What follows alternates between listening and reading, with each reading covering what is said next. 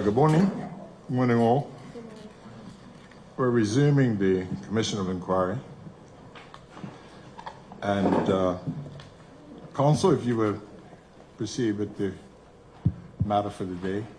Morning, Chairman, Commissioners, all persons present. I'd like to start with the matter at hand. It is claim 001. It is a claim on behalf of the descendants of the late James Richardson. I'd like to ask to have the witness sworn or affirmed depending on his conviction. There are two persons seated at the witness table. One is just there to give moral support and one person will be giving evidence.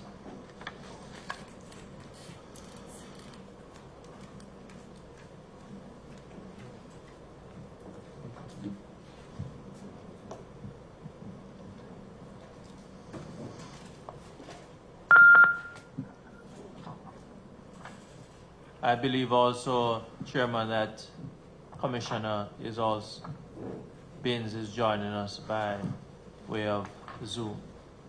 Yes, just for the record, Commissioner Binns is with us on Zoom, so we do have a full quorum.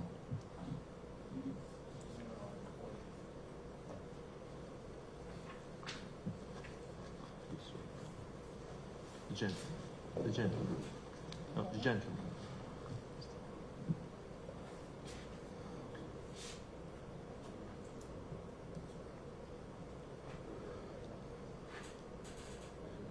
No, hold the Bible in your right hand and raise your right hand. I swear by Almighty God that the evidence I shall give shall be the truth, the whole truth, and nothing but the truth. Thank you. You may be seated, sir.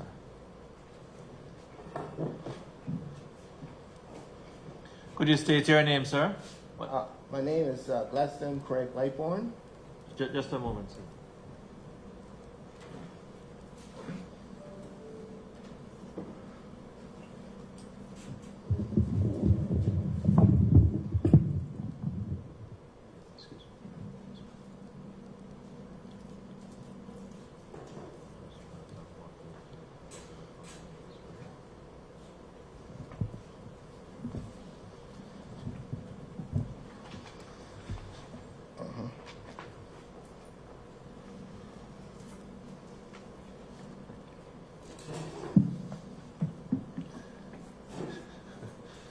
Thank you.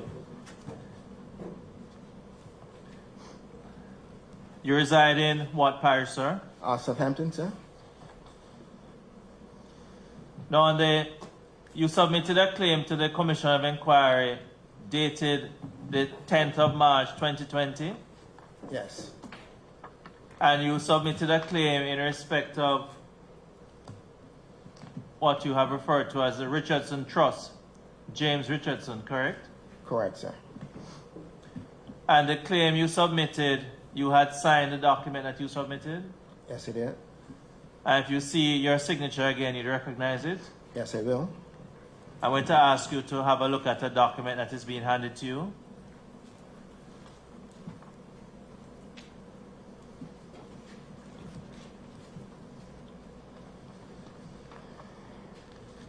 Now, what is that, sir? This is the letter that I submitted to the Secretary of the Commission. And you see your signature there? Yes, I do. Okay. Going to ask that document, Chairman, be tenant admitted as exhibit CL1.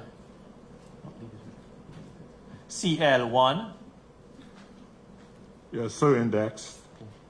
Could you please read the document for us, sir?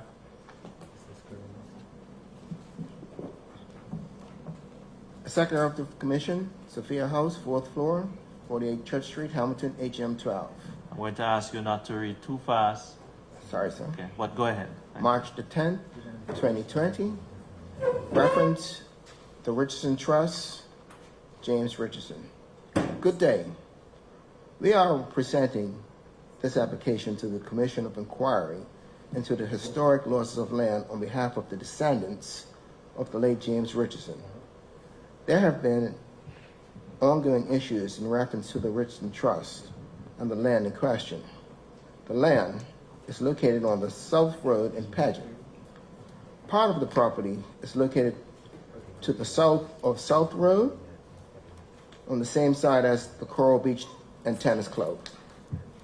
The other part of the property, now known as Honey Hill, is located on the northern side of South Road, opposite Coral Beach Club and Tennis Club. And I submitted a plot plan for the area in question.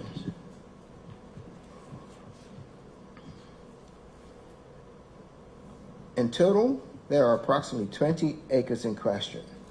The land was subject to a court case in 1932, where the applicant at that time, Catherine Amanda Williams, the daughter of James Richardson, a relative of the current applicants, was told by the Supreme Court that she was to take possession of the land in question. Catherine Amanda Williams passed away shortly after the court case and never took possession of the land, and therefore never received any documents for the land. In 2010, relatives of Catherine Amanda Williams brought forth another court case against the trustees of the Richardson Trust. See attached court case document 392. Based on a 1932 judgment from the Supreme Court of Bermuda, we, the descendants of James Richardson and Catherine Amanda Williams, nee Richardson, asked that the Commission of Inquiry into Historic Losses of Land to further investigate this outstanding matter.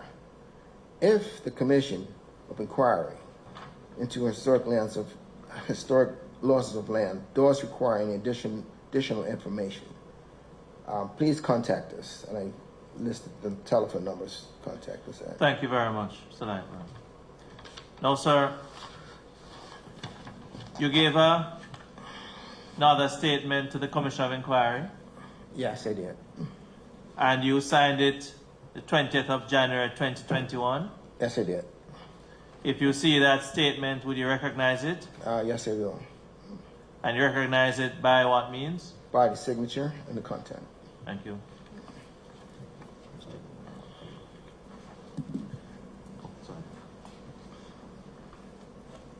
Just for clarity, would you repeat the date that you submitted that second statement, sir? The second statement, Sir. 20th of January, 2021. Just for clarification, Chair, he had said question was signed, it has again submitted. Yeah, well, signed. No, Would you repeat? no, the question to him was the date he signed the statement. Date that he signed it. As again submitted. Thank you for that clarification. Thank you.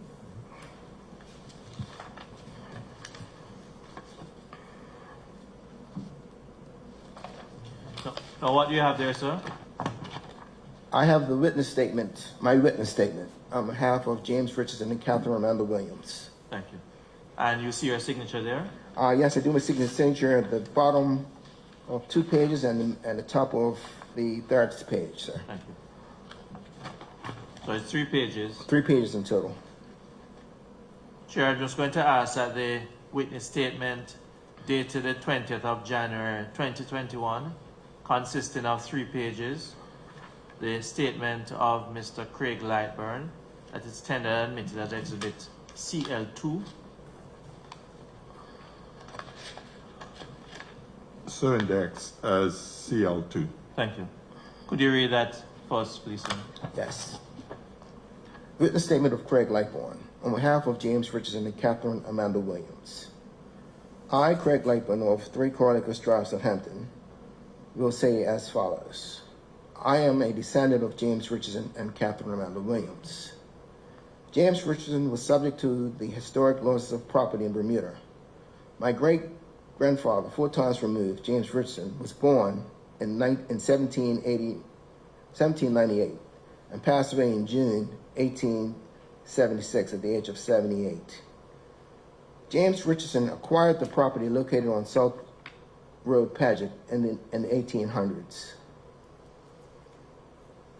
Part of the property is located on the South Road on the same side of Coral Beach and Tennis Club. The other part of the property, now referred to as Honey Hill, is located on the northern side of the South Road, which is opposite of the Coral Beach and Tennis Club.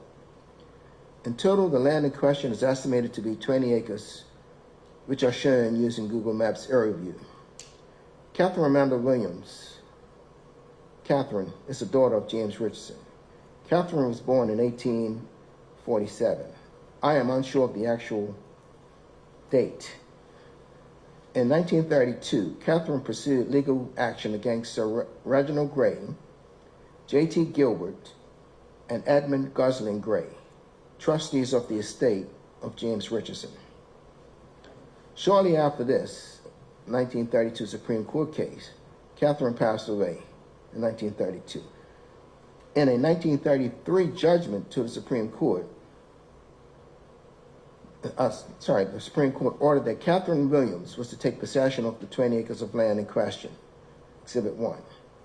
Shortly after this 1932 Supreme Court case passed away and never received those documents, or had taken possession of the 20 acres of land.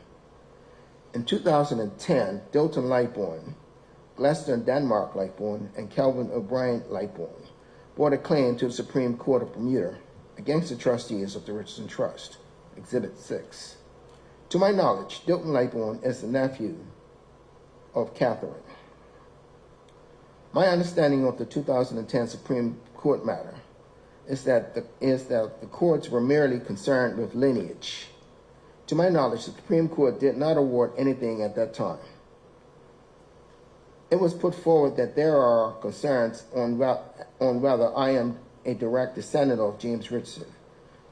I take this time to point out Janet Richardson is the daughter of James Richardson and great-grandmother, 3 times removed, to myself. Therefore, I do not see any lineage I do not see how. I do not see how any lineage can be of concern. Thank you.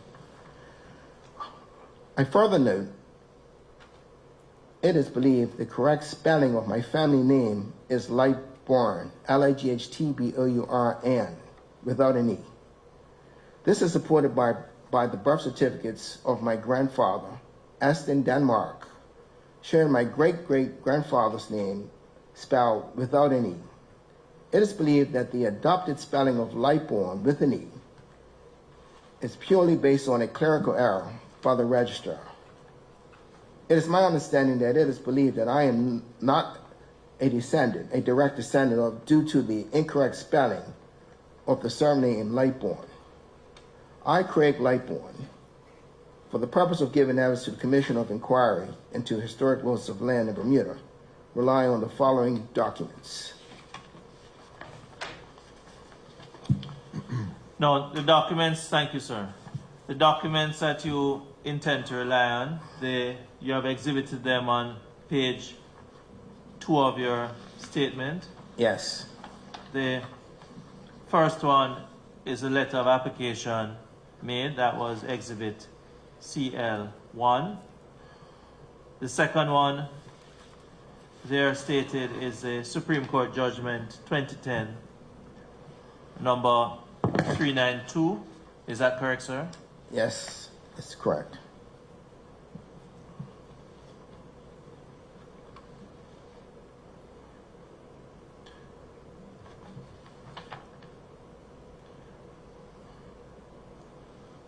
But just to be clear, the judgment you refer to is a 1932 judgment of the Supreme Court of Bermuda. Yes, that's the document in question, yes.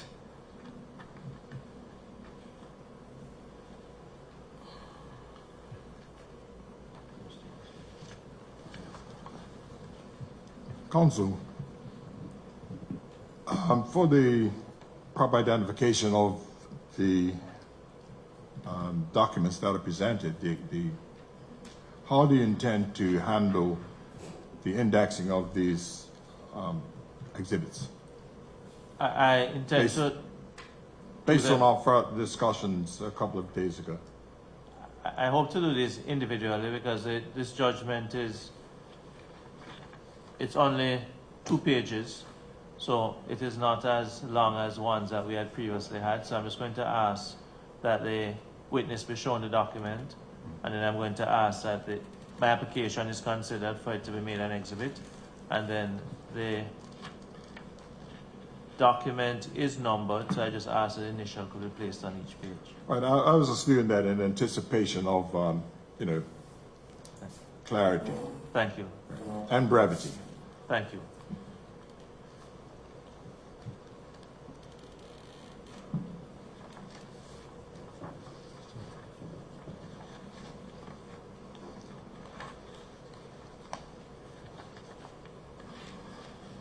Now, what do you have there, sir?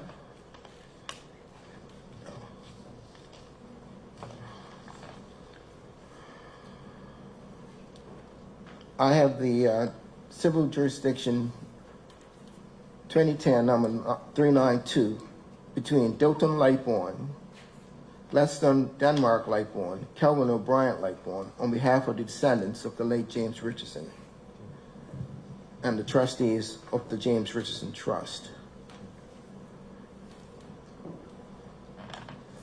Chairman, my application is that the judgment referred to, which is a 1932 judgment, number 4.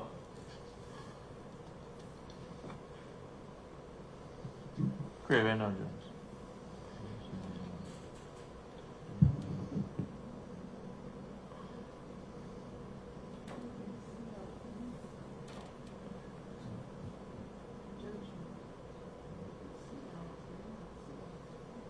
It is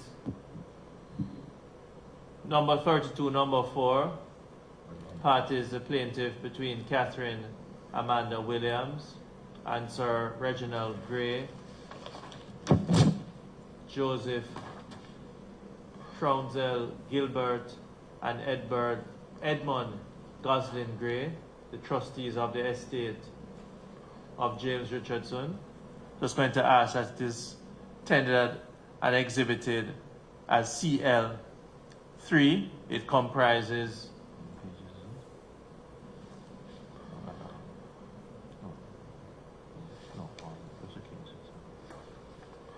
of 2 pages.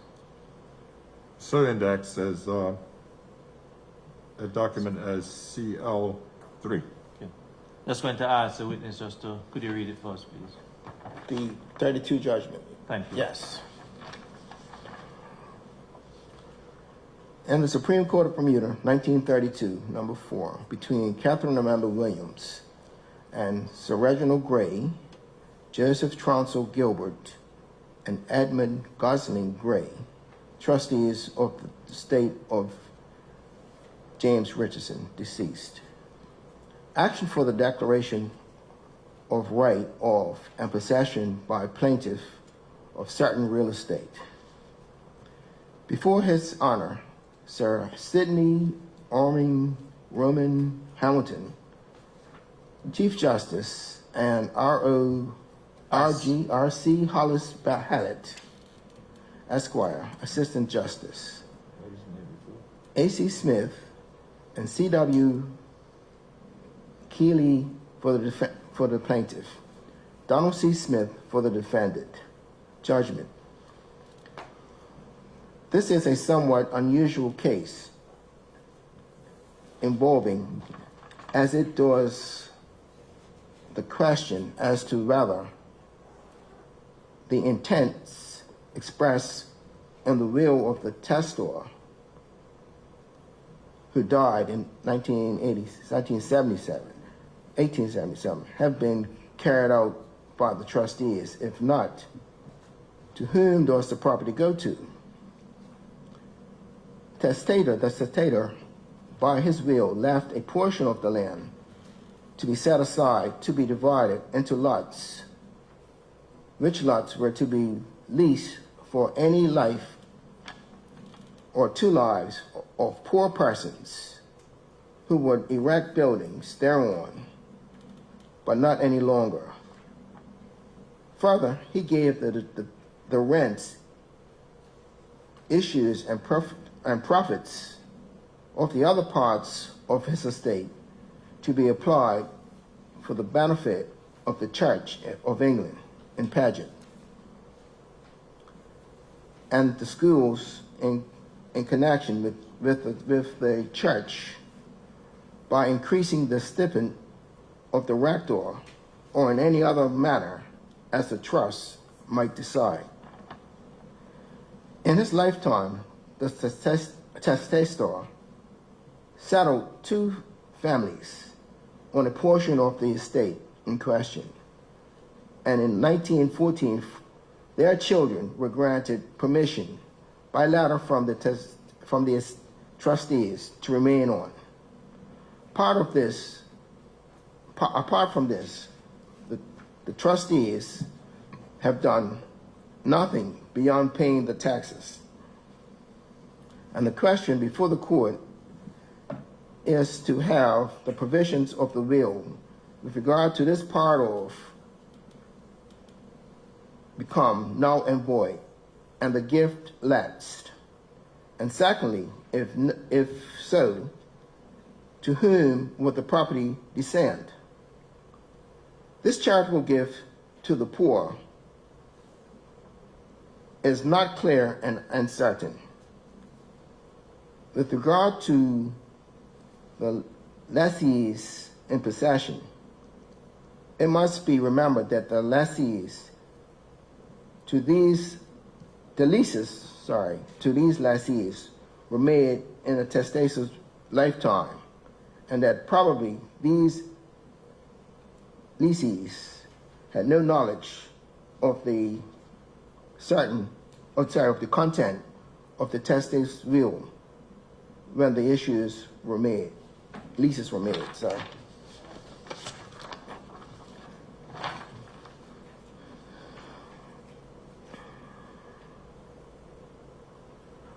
I have come to the conclusion that the request, that the trust, cannot be carried.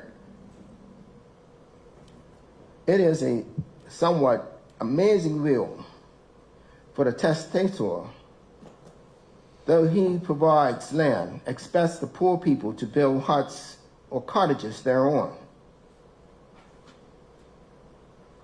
provided that they have been unable to buy or to obtain land elsewhere. By the provision that this is to continue for 2 lives, only reduces the conditions almost to a farce. Why anyone should build a house on another man's land for it to revert to the testator's estate after 2 lives is an absurdity. These 2 lives might be a matter of a few months only, nor do I see how the very poor for whom this charity was intended could afford to build a house. By the poor building houses, it appears that the testator contemplated that the poor were to augment the charitable gift by providing houses to the charity alive, a circumstance over which he had no control on the face of it is observed. No cases were quoted in court, and I know none bearing on the subject. Perhaps the nearest to the AG for Northern Ireland versus Ford, CANI 1932, 1, but unfortunately the report is not to be obtained here. That being my view, I have formed the opinion that the trust is incapable of being carried out, and therefore the gift fails.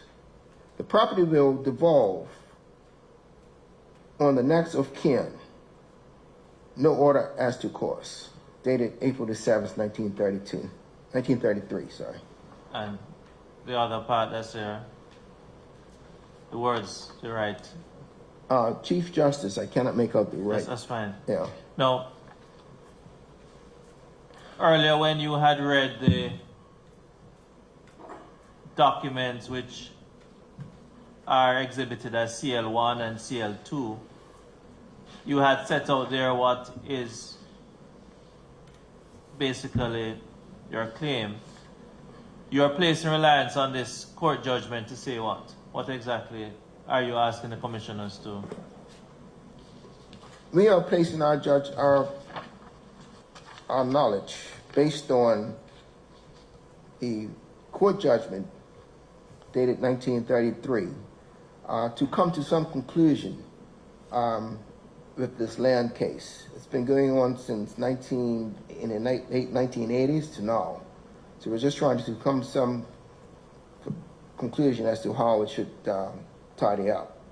Okay. And you use this, you place reliance on this judgment, asking the commissioners to say that it is proof that it is your land or it's not your land. What exactly are you using it Based to say? on the document, I'm basing it that the court stated that the land should have been returned to the connects of kin.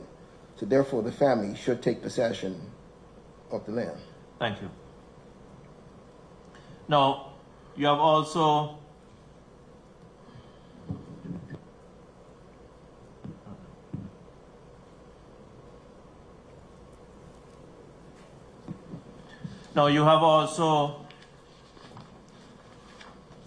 in your statement, as we spoke of earlier, made reference to a number of documents that you wish to rely on. Yes.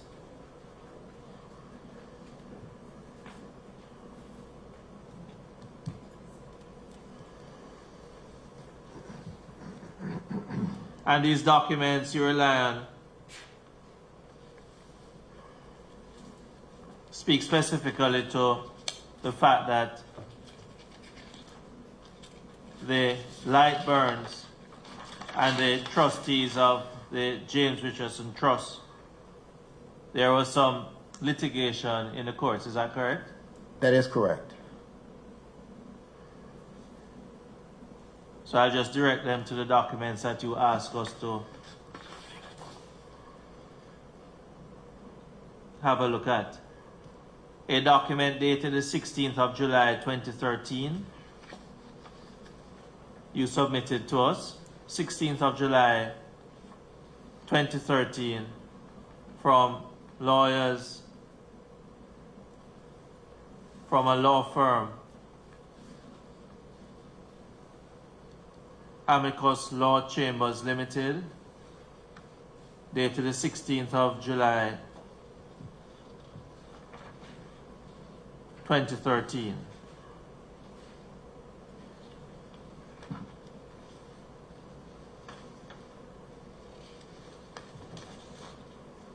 Will you have a look at it, please?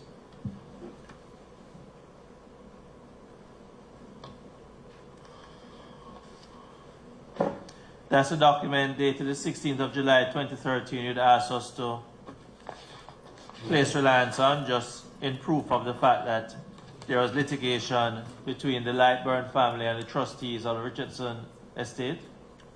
Yes. Just ask that document dated July 16th, 2013, with tender admitted as Exhibit CL.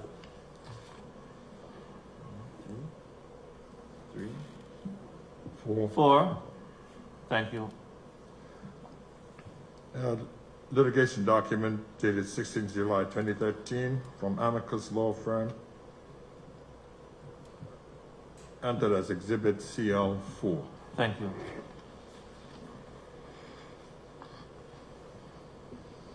Also, document dated the 5th of September 2013 from Amicus Law Chambers Limited. You wish to place reliance on this document also to indicate that there was litigation between the Lightburn family and the trustees of the James Richardson Trust. Yes, I do. Just have a look at it, please.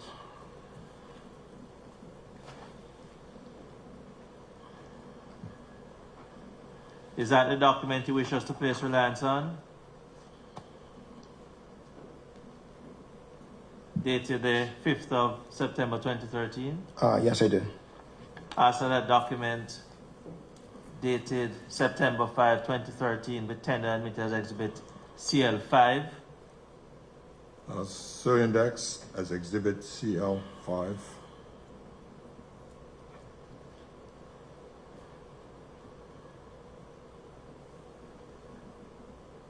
You also wish us to place reliance on a document from the lawyers Conyers, Dill, and Pearman, dated the 28th of August 2013, in proof of the fact that there was litigation between the Dilton Lightburn, and the trustees of the James Richardson Trust, sir?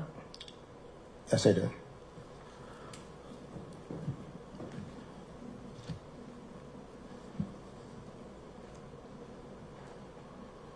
Is that the document, sir? Yes, I do. Yes, sir. Yes, it is. Let's answer that document dated the 28th of August 2013, that is tender admitted as CL6.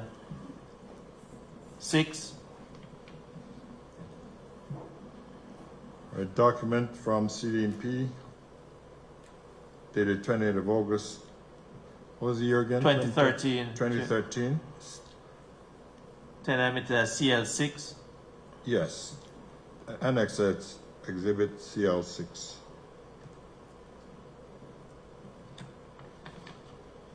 Now, you have submitted in aid of what you are, well, in terms of your claim, a plot plan and a plot plan grid. Is that correct? Yes.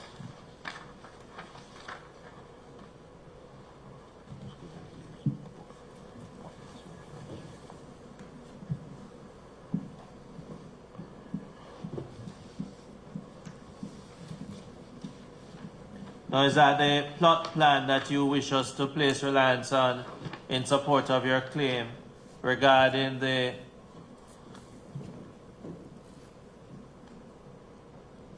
Richardson Trust?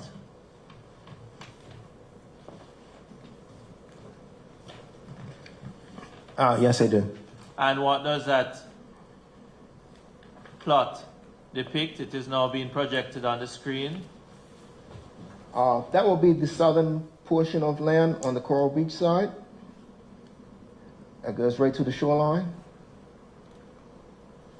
And the area you mentioned earlier that an acreage of 20 acres in question. Does this plot plan show all of the area, or is it a part? That is just part of the acreage. But what is displayed,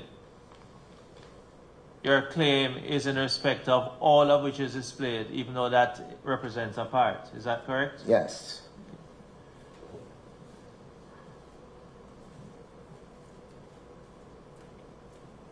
That's at the plot plan which is referred to and has been relied on. That's the tender admitted as Exhibit CL7. So index says Exhibit CL7, plot plan, designating 10 acres of land on the south side of South Shore. Thank you. Now you wish to rely on not a document, a plan, a plot plan grid. Do you see it there in front of you, sir? Yes, I do. I'd ask that plot plan grid is tender admitted as Exhibit CL8. What does that display, sir? Can you say? Yes, that indicates the land located on the northern side of South Shore. Before you had shown us the one that refers to the southern side, CL7. Yes. Just index plot plan grid exhibit as CL8 on the north side of the South Road. So Thank you. index. Thank you. Now, Mr. Lightburn, what is displayed or projected on the screen Is your claim in respect of a part of it or all of what is displayed? All of it in reference to the judgment, sir. Thank you.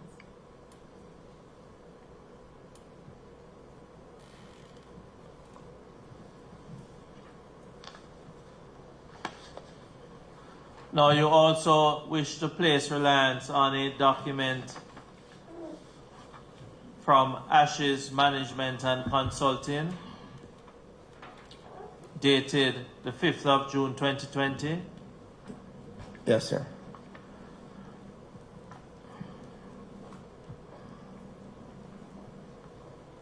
How do you describe that, Consul? It is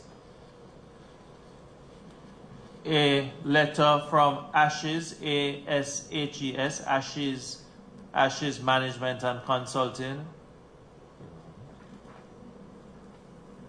dated the 5th of June 2020, to the Commission of Inquiry.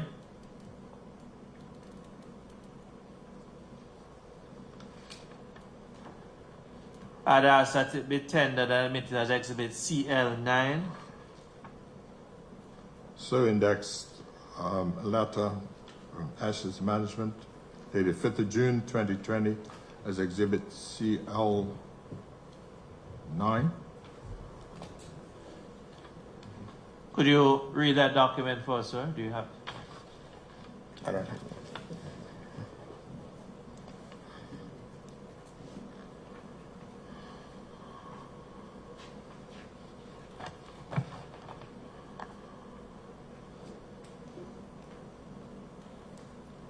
Ashes Management and Consulting. Dear Justice Wade Miller, R.E., in the matter of the estate of James Richardson deceased, James Richardson Trust. The testator of this estate, the late James Richardson, died in or around 1876. He was a slave who worked as an ocean navigator. Upon his retirement in or around 1872, he settled the above-named James Richardson Trust. He was permitted to buy his way out of slavery and purchase land. The parcel of land that he purchased is that land that borders on the east by Stavel Lane in Paget, opposite the entrance to the Coral Beach Club. To the south by the high water mark of the South Shore. To the west by Harvey Road, and to the north by Ord Road. It is a term of the trust that the property to what is now known as South Shore Road to the north of said road was to be left for poor people to build temporary homes until they saved sufficient funds to afford to purchase lots of land north of the allotted land. That land in where we now see the farmland used for commercial farming. The land to the west of Coral Beach, including the two cottages to the immediate west of Coral Beach Gate, belonged to the Richardson Trust, James Richardson Trust. There is a sign stating that the Audubon Society owns the land, but they do not and have stated so.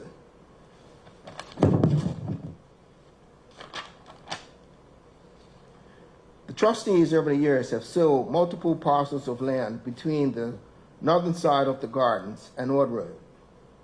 Those funds were held by the trustees in the name of James Richardson Trust. It was contended that upon his death in 1876 that his family predeceased him. This was by our research incorrect. His wife passed 13 years after him in or around 1889, and 7 of his 9 children survived him.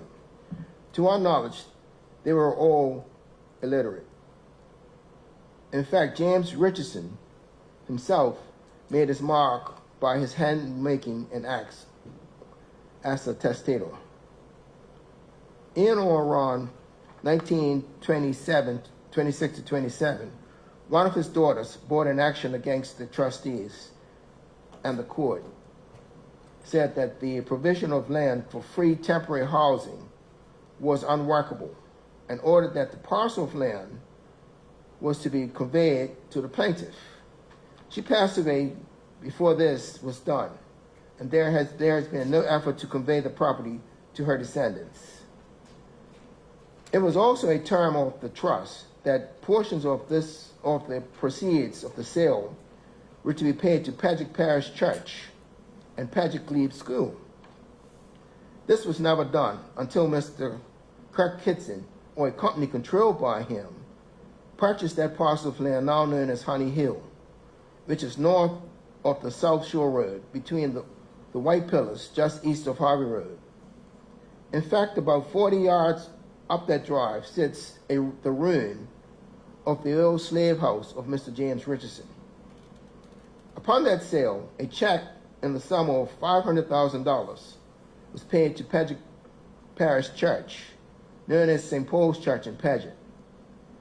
This was confirmed during our research by Lady Lloyd, the widow of the late Deputy Governor, Sir Peter Lloyd, who I knew well.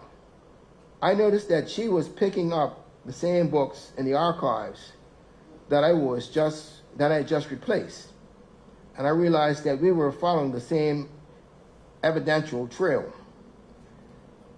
A few days in the temperature control records room revealed that every year since 1872, the land tax has been paid by the James Richardson Trust.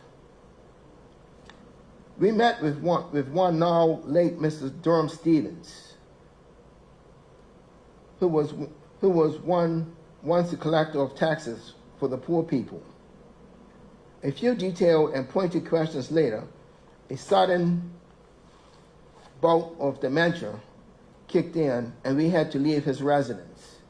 We were never afforded another meeting with him prior to his death. The late James Richardson's family tree is provided by anecdotal evidence and can be seen through the flow of unusual names through the generations. We were told that the Paget Parish archives were damaged by fire, so that the births, marriages, and deaths can be followed from that source. We also traced one of James Richardson's daughters, now the late Ruth Ann Stavel. It is believed that her great-grandchildren are known to me. Unfortunately, funding was not available to continue the in-depth research, although I remained in touch with my then client, the now late Mr. Dilton Lightbourne. Mr. Lightbourne had collected his file as his niece wanted control of the case. But to my surprise, the case proceeded no further steadily. The file should be in possession of his widow, Mrs. Lightbourne. I would be more than willing to further assist in this matter. Signed by G. Rick Woolwich, Ashes Management Consulting, dated the 5th of June, 2020. Thank you very much. Thank you, sir. Now, you also wish us to place reliance on an aerial view of South Road, which is taken by a Google Map impression. That's correct, sir? Yes, it is. We just have a look at the document and provide it to you, sir.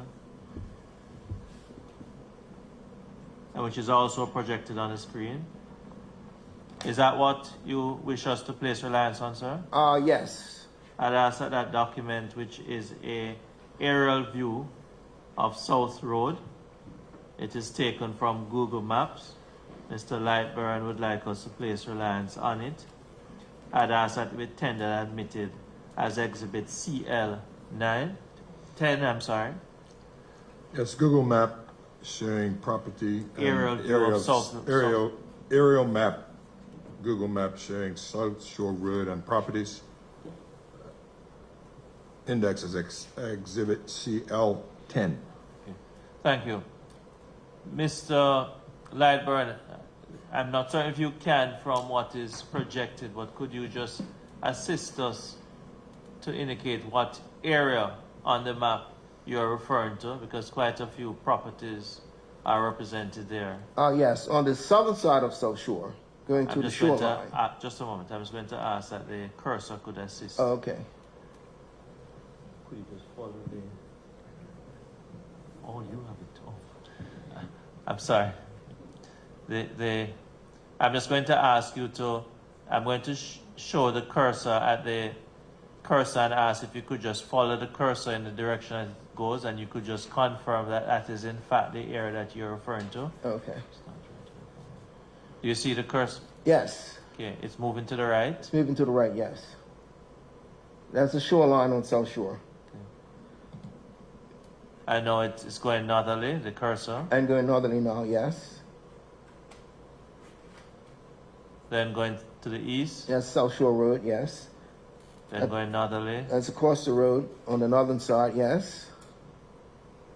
Going now to the west. Going to the west, yes. North. No.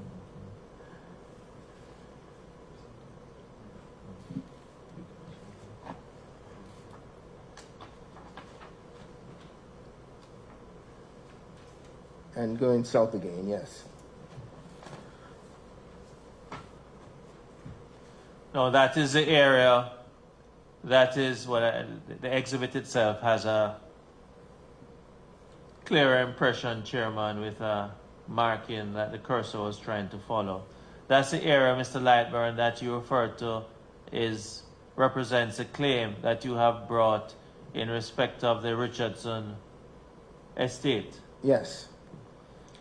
Now, I noticed that in respect of the representation, what is projected on this screen, there are a number of what appear to be houses on the land. Is that correct? Yes. On the northern side, in particular,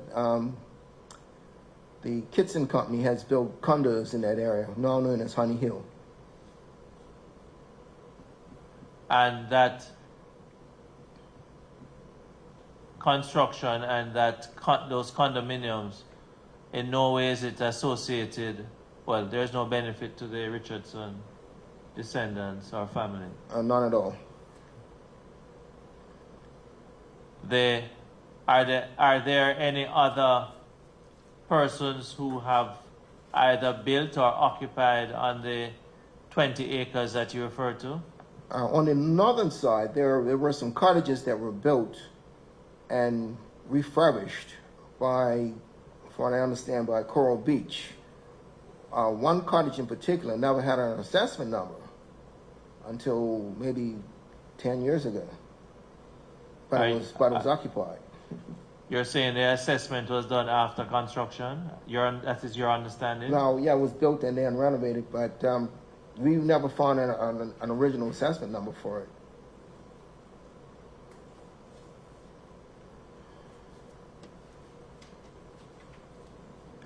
In your view, I noticed that what is it to the south of what is exhibit CL10 is Coral Beach. In your opinion, and I'm not certain if you have any expertise in real estate, so I just ask nonetheless, do you consider this prime real estate or it is not? What would you consider this acreage and the area that you have shown us on the north side and on the south side? What, in your opinion? Oh, in my opinion, it's definitely prime real estate.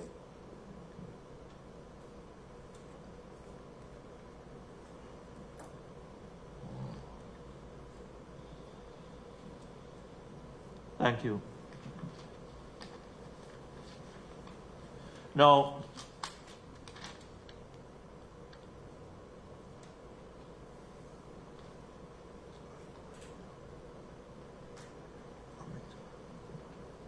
Counsel, it's been brought to my attention by Mr. Starling a question.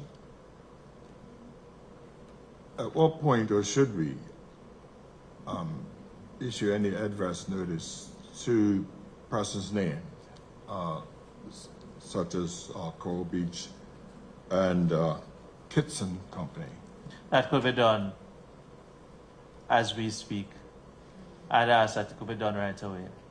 And there is also mention of the Church of England.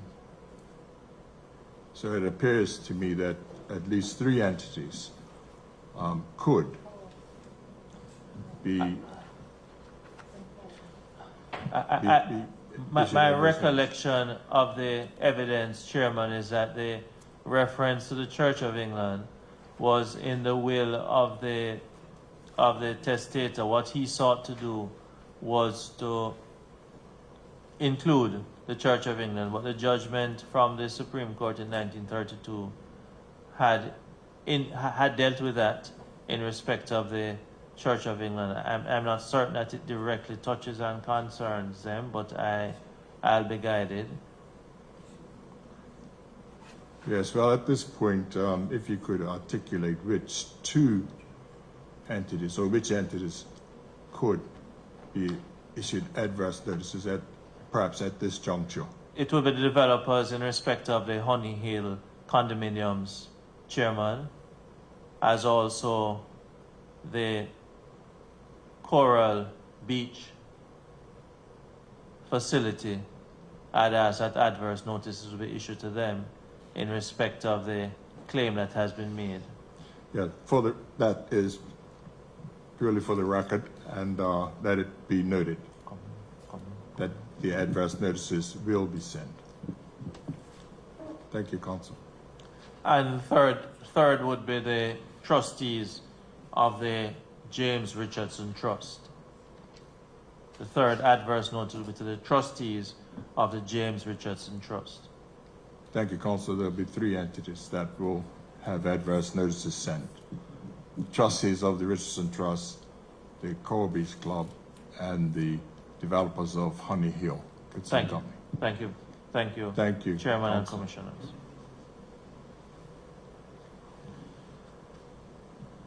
Now, Mr. Lightburn, in your opening presentation, you had indicated that the claim that you are making was on behalf of the descendants of the late James Richardson. You had also indicated earlier in your presentation that your great-grandfather, in your words, 4 times removed, was James Richardson. You remember indicating that? Yes. Now I'm just going to ask, there is a family tree, a pictorial of it, that you wish us to place reliance on? Yes. I'm just going to show you this document. Just going to, you had given this to us. Yes. This is a pictorial that you had handed to us. Yes. Just going to ask you to sign that copy. I'd ask that this family tree, which is representative of the James Richardson family tree, the witness, Mr. Lightburn, asks us to place reliance on it. I'd ask that it be tendered and admitted as Exhibit CL11.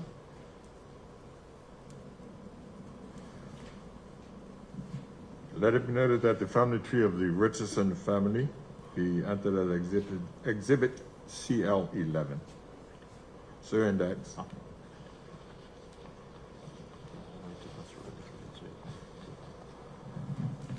Now,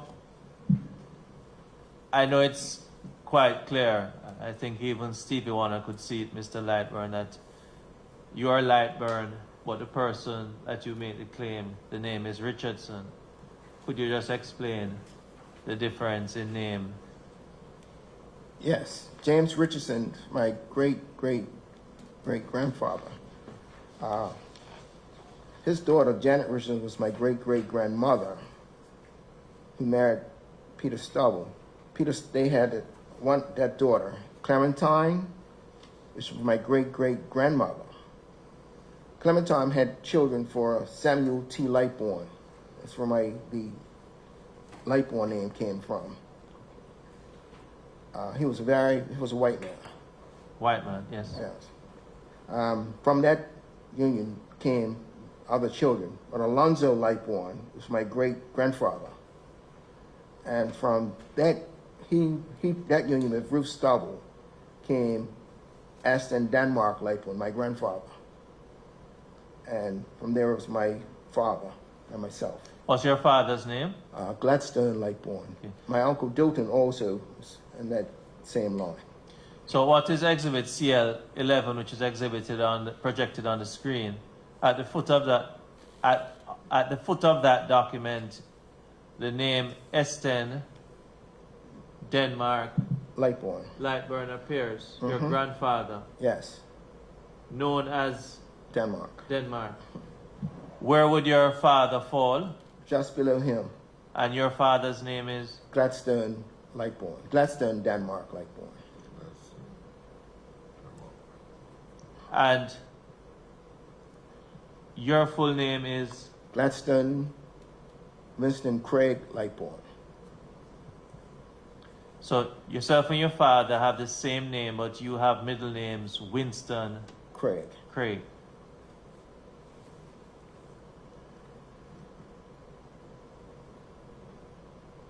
So just to go through again, at the top left-hand corner, the name James Richardson, you have original owner of property in question, great-great-great-grandfather. Your grandfather, Catherine Amanda Williams. What's the relation between Catherine Amanda Williams and James Richardson? That was his daughter Daughter. and sister to Janet. And sister to Janet Richardson. Janet Richardson. So, Catherine Amanda Williams. What's the relation between Catherine Amanda Williams and Peter Stavel? That would have been her, I guess, her brother-in-law. Pardon me? I guess that would have been her brother-in-law based on the lineage. Because Janet Richardson is her Sister. sister. So Janet Richardson married Peter Stavel, Yes. and they had a child by the name of Clementine. Clementine. Clementine Stavel married Samuel Lightburn, No, there was no evidence that they were married. but they had a child. Yeah, they had various children. 2 children. Correct. And the names of those children are? Alonzo Lightborn and Charles Lightborn. But Alonzo Lightburn and Ruth Stavel, they had children, Yes. and that child was Esten Denmark. That's correct? Yes. That's your my grandfather. Yes. And then Esten Lightburn, I'm sorry.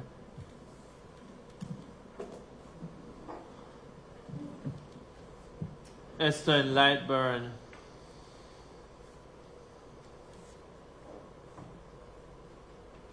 what's your grandmother's name? Your father's mother's name? My father's mother, Gwendolyn Lightborn. But Gwendolyn is not represented on that. No, I didn't have. And then Gwendolyn and Esten had a wonderful child before us today. Thank you. Grandson. Grandson. Real grandson. Grandson. Yes, grandson. Thank you. And granddaughter. And granddaughter. Thank you very much. Left the best for last. Now, you also wish us to place reliance on, in proof of your lineage, the birth certificate of Esten Denmark, your grandfather, correct? Correct, sir.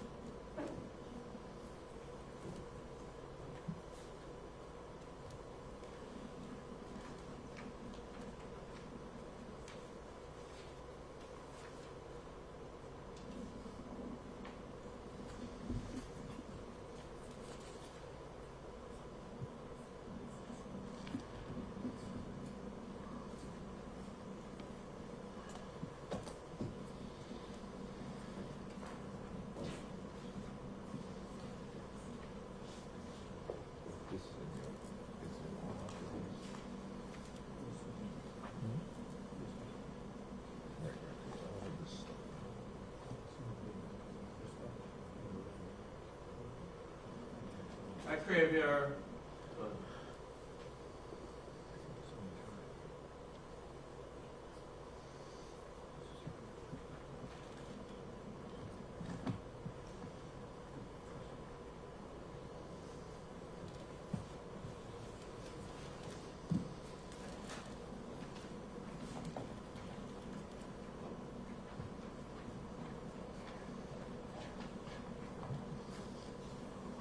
What do you have there, sir?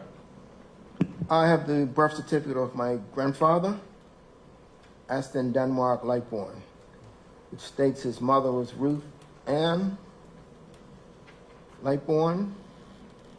Just a moment. Sorry. I was going to ask that the certificate of birth that the witness wishes to place reliance on, Okay. the birth certificate of Esten, Denmark, the birth certificate of Esten, Denmark, which he wishes us to pray in aid of showing his lineage. I'd ask that it be tendered and admitted as Exhibit CL 12.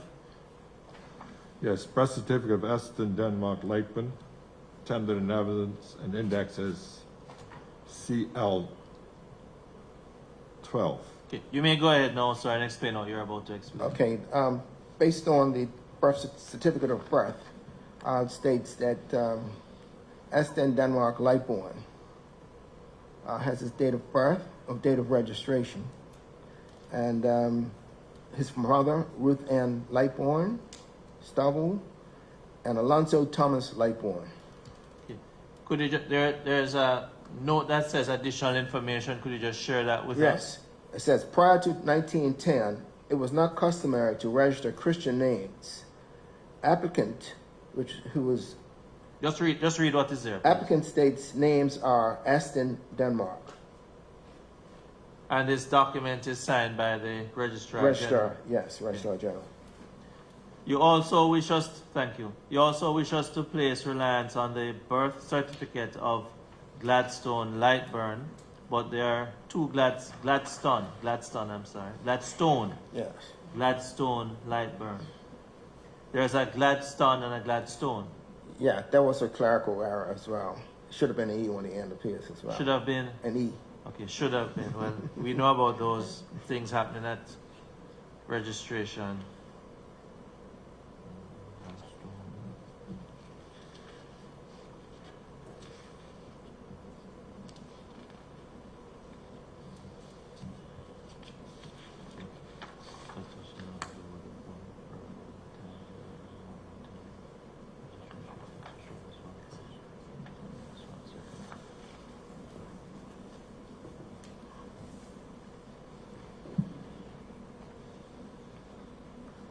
Now, what do you have there, sir? I have the certificate of birth of my father, Gladstone Denmark Lightborn. I'd ask that the document to be tendered admitted as Exhibit CL 13. Yes, birth certificate of would you put Gladstone Denmark. Glantz? Gladstone Denmark Lightborn. Yes, Gladstone Denmark Lightman as CL 13. And just for the avoidance of doubt, could you please spell Gladstone for me? Because you did mention one is without an E and one is with an E. Yes, the correct spelling is Gladstone. That is what appears on the document. No, sorry. What appears on this document, sorry, is Gladstone. Yes, I want what is on the On the document. document, yeah, Gladstone. Denmark Lightborn. Is there any other information on the document? Yes, it's the date of birth, 18th of April, 1932. Place of birth, Southampton. Would you repeat the date of birth, please, sir? 18th of April, 1932. Place of birth, Southampton. Does the document give any other information in respect of mother, father? Yes, it gives his mother's name, first name, Gwendolyn Louise Lightborn. His maiden name was Rayner. And also his father, Aston Denmark Lightborn.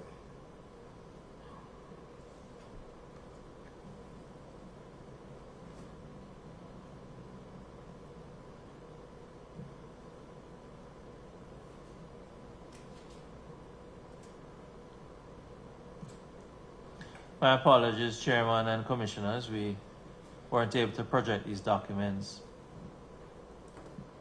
but they are exhibits and copies will be made.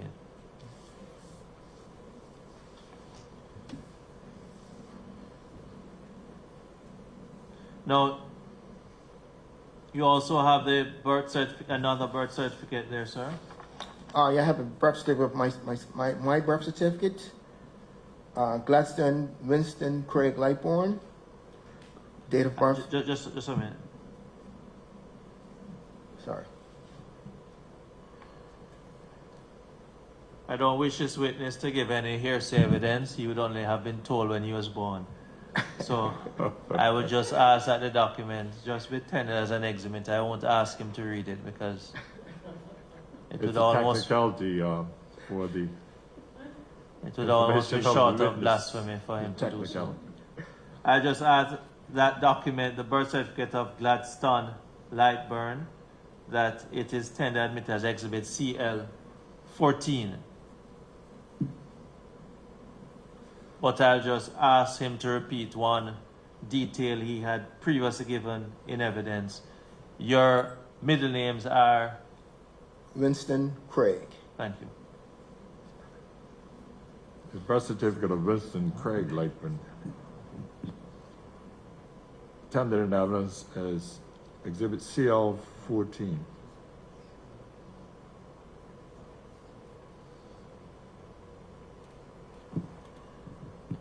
And your name, is your name spelled with an E or without an E? My name is spelled with an E. And your name is registered with an E? With an E. Okay, registered with an E and spelled with an E.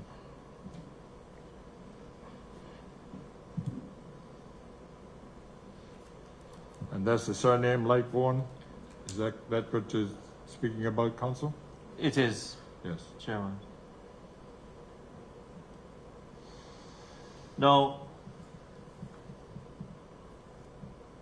your surname, Mr. Lightburn, is it spelled with an, is it registered with an E or without an E? It's registered with an E. And your father, who is registered as Gladstone, even though you know him as Gladstone, is his surname Lightburn registered with an E? Yes, it is.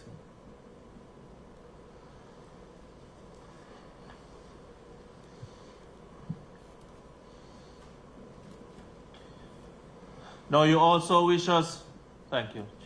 You also wish us to place reliance on a certificate of death of Esten D. Lightburn. Is that correct? That is correct.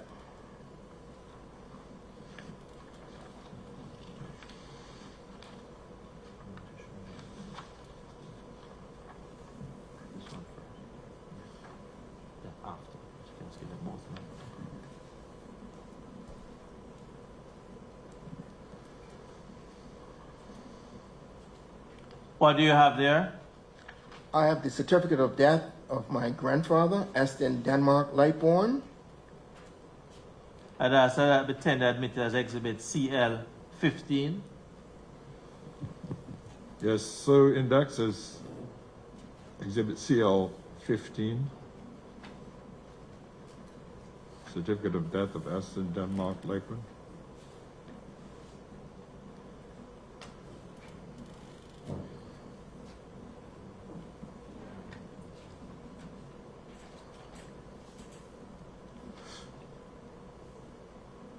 Now, does that document the certificate of death give any details in relation to any relations?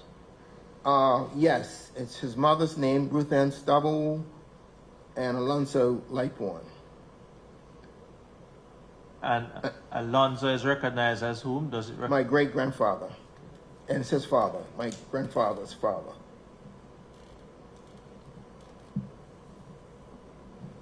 And also, the name Lightbourne on the death certificate is without an E.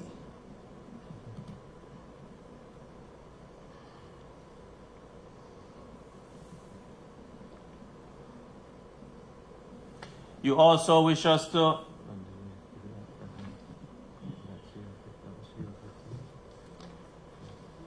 You also wish us to place reliance on a certificate of marriage of Alonzo Lightburn and Ruth Stavel.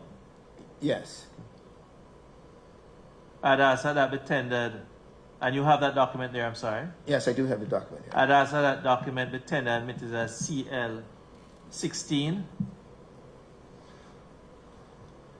Marriage certificate of name again, sir? Alonzo, Alonzo, Alonzo. Lightburn, and Ruth Stavel. Tendered as Exhibit CL16. Sir, Thank you. index.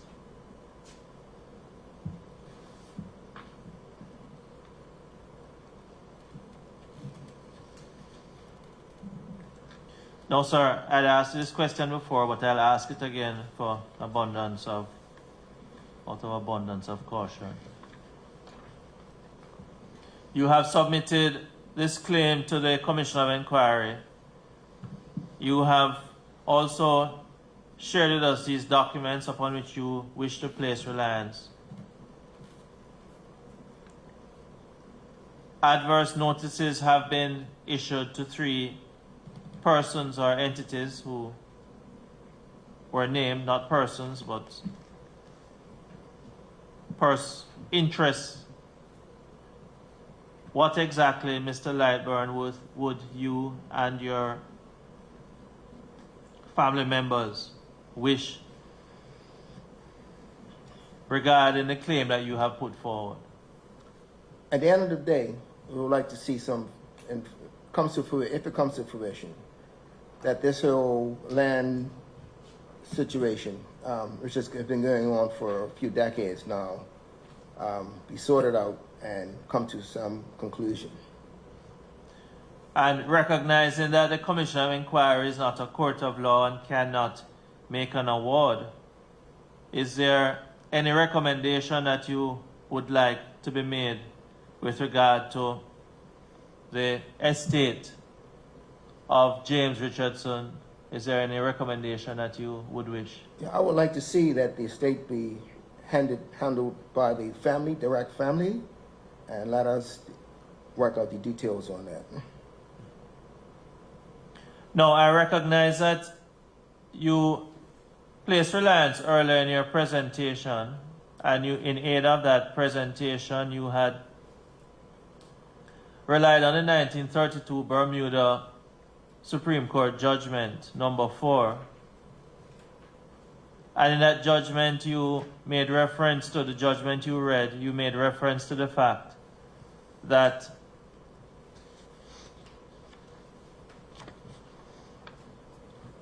judgment was in favor, my words, of the Richardson family. However, who would be your great aunt? She died before judgment had been passed. Yes. Now, you also gave evidence that having relied on and shown us a Google map impression,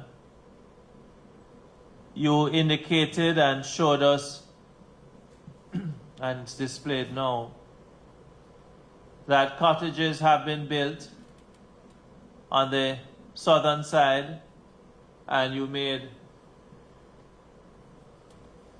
reference to the Coral Beach Club. But on the northern side, you also made reference to Honey Hill. Council, just as a recollection, on the southern side, were those properties in existence and just renovated, or were they built? I think they were in existence, from what I understand. For clarification. And then they were renovated later. Yes. So if he's clear, the witness has clarified that the cottages were in existence, already built, and were renovated by the Coral Beach on the southern side of the road. Thank you. And you now continue discussions about the northern portion. Thank you, sir, Thank you. for that clarification. And on the northern side, you made mention of condominiums in an area known as Honey Hill, built by developers. Is there any thing you'd like to say to the commissioners Yeah, regarding these cottages and the persons who either built or occupy them now, sir? yeah. I can't speak on to the occupants, but I know who the developers were at that time. It was Kitson and Company who developed the area. Could you repeat that name? Kitson and Company. They developed that area. There are also some ruins on there where the old cottages that were built by, I guess, by James Richardson. And there are ruins still on that property to show where the old houses were. I just asked Chairman that the adverse notice could be sent also to the Kitson Company Group that is referenced by the witness. Yes, I believe that that was one of the original adverse notices, Kitson and Company. Thank you. Described as Kurt Kitson, the second being Coral Beach Club, and the third being the Richardson Trust. Thank you So very I believe much. we have already covered that. Thank you.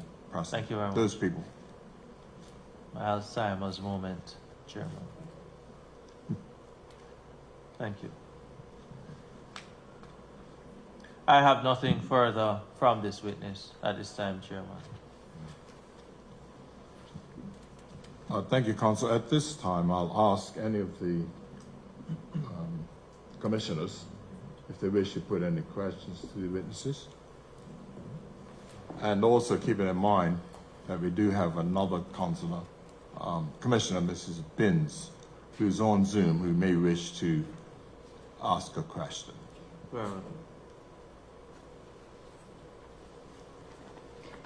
Good morning, Mr. Lightbourne. Good morning. With regard to the court case that took place in 1932, Yes. at that time, who had possession of the deeds?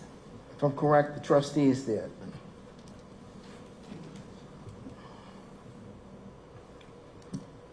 Okay. And you indicated that the land tax had been paid by which entity, or which persons paid the land tax? They used the Richardson Trust to pay the land tax. And how was the trust funded?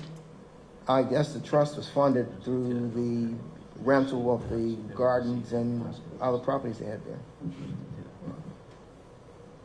So the trustees were actually managing the rental? As far as I'm Properties? we understand, yes, that they were managing that as well. That was my two questions. Thank you very much. Yes, Mr. Lightburn, who were the persons who managed the Richardson Trust, the actual name of the executors? The trustees' names were. And are they still the executors of the trust? They most likely have passed, but there were other, I guess, self-appointed trustees. I know one was the Durham Stevens, Mr. Stevens, Mr. Rance, and was one other gentleman that I didn't get the full name of. I would beg you, in the interest of assisting this inquiry, if you would provide this commission with the specific names of any members of the Richardson Trust, say alive or passed away or dead. Right. For clarity and for specificity. Yes. The three, I can give you the ones that that are past. I can give you those three names directly. Yes. And are you able to find out who the existing members are? Yes, we can do some more research into that. And at that time, counsel, I believe the witness may have to return to give that evidence. Very well, Chairman. I think what the witness was about to direct us to, that on Exhibit CL3, I believe, the Supreme Court judgment, the trustees are named there as parties to the matter. Oh, yes, all Those right. are the persons that he refers to that they may have passed. And the information that you are asking him now is to provide us with any existing trustee, but he has named the original trustees. The document is CL3, I believe, is being displayed on the screen now. Sir Reginald Gray, Joseph Trounsell, Gilbert, Edmund Gosselin Gray. They were the original trustees of the estate of James Richardson. Yeah, but certainly, there is, I believe, still a Richardson Trust in existence, As far as I know, yes. and those are the persons that I'd be interested in providing their names. That was my point, Council. Yes, I did. Thank you.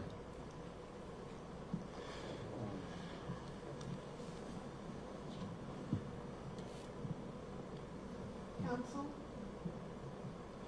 Madam, I have a question sure. which relates to the trustees. Mr. Lightburn, Yes. has the family, either yourself or other members of the family, taken a court action against the trustees or requested something from the trustees? Yes, there is a document to that effect. If I can remember correctly. And what sort of response did you get? If going back on that, my uncle did approach them through the courts. And I think the lineage came up as well back then. I'm not saying, they're The saying question, that we weren't related. okay. Yes, So this is for the spelling of the name Lightburn. yes. Did they put that in writing? I can't remember.